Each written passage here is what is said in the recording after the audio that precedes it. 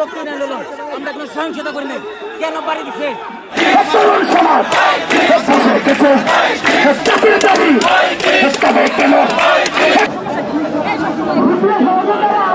Please sir, আমাদের সঙ্গে বসুন, একটা প্রতিনিধি দল পাঠান, আমাদেরকে এইভাবে অবহেলার চোখে দেখবেন না। আমরা এতটুকু জানি, কোন পিএস এর সাথে দেখা করে আমাদের দাবি বাস্তবায়ন হবে না। চাকরির সেই মেয়াদে যদি আপনার মেয়াদ করে রাখা হয়, তাহলে বলে দিক তোমরা এসএসসি পাশের পরে আর পড়ালেখা করো না।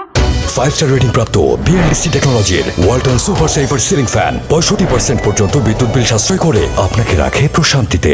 ওয়ালটন ফ্যান, হাওয়া বদলে দেয়।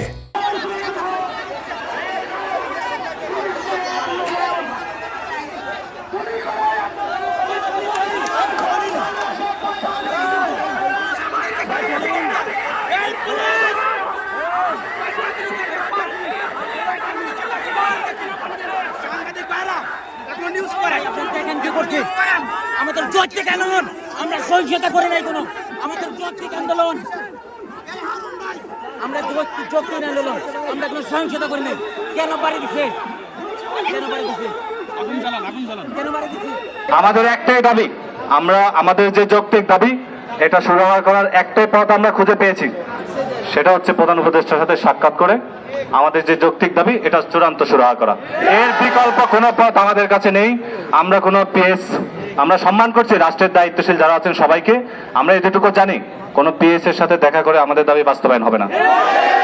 মিডিয়া ভাইদেরকে বলবো, আপনারা আমাদের যে দাবি, যে যৌক্তিক দাবি, অবশ্যই আপনারা পৌঁছিয়ে দিবেন রাষ্ট্রের সর্বোচ্চ জায়গায়।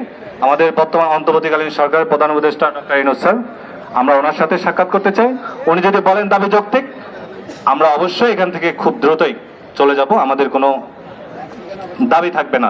একজন দুইজন নই, আমরা হচ্ছে 26 লাখ বেকারের প্রতিনিধি। আজকে কতটা অসহায় হয়ে, কতটা যন্ত্রণা নিয়ে এখানে এসে দাঁড়িয়েছি। স্যার, প্লিজ স্যার, আমাদের সঙ্গে বসুন, একটা প্রতিনিধি দল পাঠান, আমাদেরকে এইভাবে অবহেলার চোখে দেখবেন না। আপনি হচ্ছে রাষ্ট্রের সর্বোচ্চ অভিভাবক, আপনি আমাদের কথা সব শুনছেন, দেখছেন। প্রশাসন আপনাদেরকে জানাচ্ছে, আমরা একেবারে নিতান্ত নিরীহ একটা ছাত্র সমাজ। আজকে আপনার কাছে অনুরোধ করছি করজোড়ে, স্যার, 26 লক্ষ বেকারের আর্তনাদকে এভাবে উপেক্ষা করিয়েন না। একজন বাবা, একজন মা এত কষ্ট করে যখন তার ছেলে মেয়েকে লক্ষ লক্ষ টাকা ঋণ করে, জমি বিক্রি করে যখন পড়াশোনা করায়, নিশ্চয়ই তারা আশা করে তার সন্তান একটা চাকরি করবে।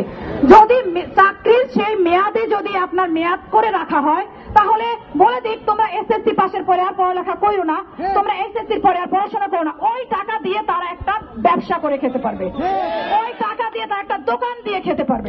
তবুও তাদের ওই মাস্টার্স পর্যন্ত আমাদের দেশের গরিব মানুষের যে টাকা পয়সা খরচ হয়, সেই খরচটা থেকে অন্তত বেঁচে যাবে।